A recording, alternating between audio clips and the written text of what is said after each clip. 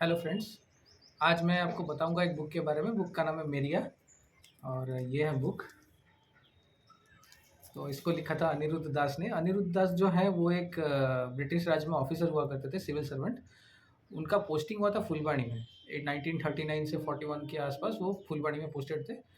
फिर उनके हाथ कुछ रिपोर्ट्स लगे उस टाइम के, मतलब एक सौ साल पहले वाले रिपोर्ट्स उनके हाथ में लगे। रिपोर्ट्स थे मेजर कैम्बेल के। मेजर कैम्बेल एक और ऑफिसर थे ब्रिटिश राज में जो इधर पोस्टेड थे। उस टाइम पे ब्रिटिश 1803 के आसपास पूरा उड़ीसा कवर कर चुका था। तब वो लोग आके इधर देखे कुछ गंदे प्रैक्टिसेस चल रहे हैं। उनमें से एक था ह्यूमन सेक्रीफाइस करना, ठीक है, बलि देना, इंसान का बलि देना। उसको बोला जाता था मेरिया प्रथा। और बहुत सारा डिस्कशन हुआ उनके अथॉरिटीज़ के साथ। फिर उनको लगा कि नहीं नहीं ये सही नहीं है, इसको बंद करना चाहिए। तो they started working towards it. सबसे पहले तो मैं मेरिया के बारे में बताना चाहूँगा। मेरिया इज़ एक्चुअली ये नहीं कि पूरा मार देते थे। वो लोग आइडेंटिफाई करते थे, या तो बच्चों को खरीदते थे पैसा देके। उस टाइम पे 1830 में वो लोग 20-30 रुपया देके भी खरीदते थे। बूढ़े लोगों को, रोगी लोगों को वो लोग बलि नहीं चढ़ाते थे। वो लोग जवान बच्चे इन्हीं को लेके बलि देते थे। बलि कैसे दिया जाता था? Mostly it was almost the same कि इंसान जिंदा रहेगा और उसके ह्यूमन फ्लेश को काट काट के वो लोग ले जाएंगे और ज़मीन में गाड़ देंगे।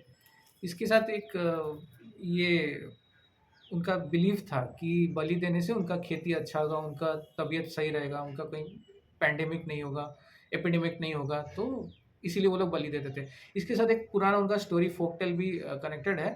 उसमें स्टोरी ये है कि जब दुनिया शुरू हुआ पहले, तो उसमें दो लेडीज़ थी, दो औरतें थीं, उनके दो बच्चे हुए, दो लड़के हुए।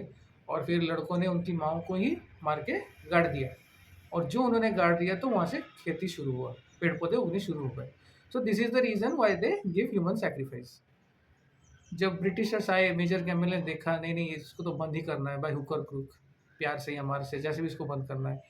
ये जो प्रथा है, इसको फॉलो किया जाता था पूरे ईस्टर्न घाट्स में, एकदम बौद्ध से लेके गंजाम गजपति तक। मतलब उन्होंने बहुत सारे एरिया कवर किया। जैसे एग्जांपल है सानोखे मुंडी, सोरोडा, करलापाट, भवानीपटना, रायगढ़, कोरापुट, जयपुर। फिर पूरे एरिया बौद्ध संबलपुर के आसपास भी उधर था बहुत सारा एरिया। उन्होंने शुरुआत किया सानोखे मुंडी और सोरोडा से। उन्होंने टारगेट किया छोटा छोटा विलेज, छोटा छोटा ब्लॉक। ऐसे नहीं कि पूरा एरिया में टोटल बंद कर देंगे, वैसे he didn't do like that. उन्होंने आश्वासना दिया कि देखो तुम इसको बंद करो, तुम्हारा खेती सही रहेगा, तुम्हारा तबीयत बिगड़ेगा तो वी विल टेक केयर। उन्होंने डॉक्टर मंगाए, टेंट पिच किए, डॉक्टर रह रहे कि उन लोगों का फ्री ट्रीटमेंट किए उस टाइम पे। तो ये अभियान चला फेज बाय फेज 1830 से 1850 तक। 20 साल वो ऑफिसर जो था मेजर कैम्पबेल, वो अपना सारा मौज मस्ती छोड़ के जंगल जंगल घूमने लगा। बारिश में, ठंड में, गर्मी जो भी हो, वो अपने टेंट लगा के वो रह के वो काम करता था। इस काम में वो क्या करते थे, सबसे पहले वो जो ट्राइबल्स थे उनके सरदार को बुलाएंगे, उनसे बात करेंगे।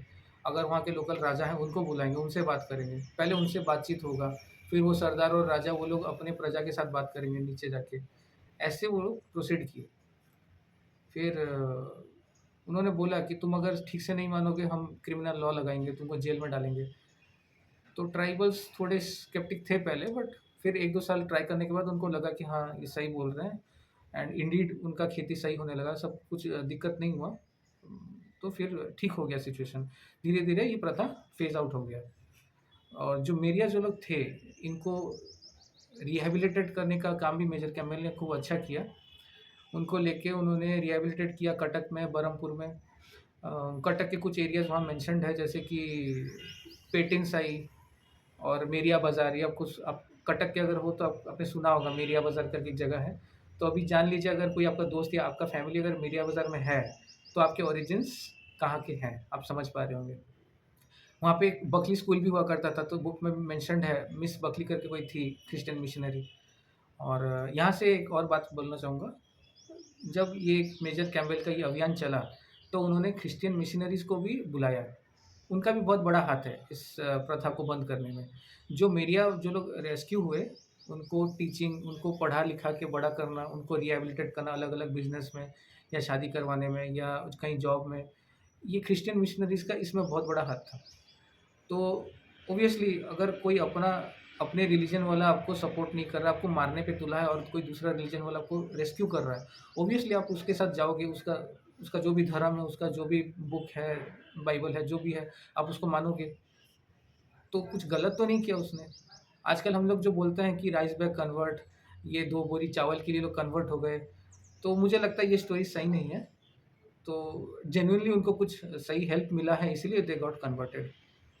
तो बुक बुक एक्चुअली लिखा गया था 1969 में, और ये पुराना सेकंड एडिशन है, 1986 का है, और विद्यापुरी में पब्लिश हुआ था। बुक को मैं दूंगा 3 आउट ऑफ 5, क्योंकि ये ऑथर का कुछ ओरिजिनल राइटिंग नहीं है, उन्होंने सारा अपना राइटिंग जो है बेस किया है मेजर कैम्पबेल के रिपोर्ट से।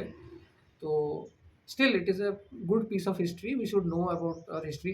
गोपीनाथ महांती के बुक्स में हमको जैसे अच्छा अच्छा रोजी पिक्चर दिखता है कोरापुट का, वैसा नहीं था। अगर गोपीनाथ महांती 1930s 40s में लिखे हैं, तो 100 साल पहले चले जाएंगे तो हम ये देखते हैं कि आपका बलि भी दिया जा सकता था उस टाइम पे। सो हिस्ट्री अच्छा है, जानना चाहिए। बाकी बुक को 3 आउट ऑफ 5 ही देंगे। तो मिलते हैं आगे किसी और बुक के साथ। All the best, bye.